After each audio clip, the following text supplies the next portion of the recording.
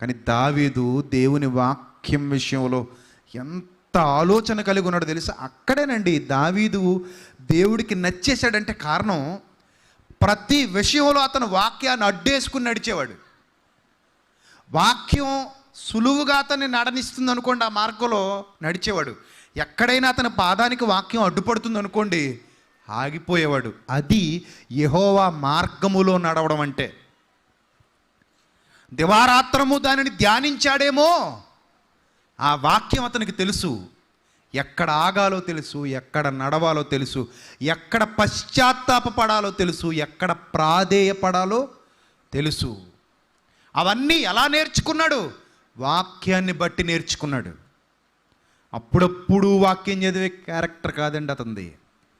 వాక్యం ఒకసారి చదివాడంటే అది అతని హృదయంలో నాటుకుపోతుంది.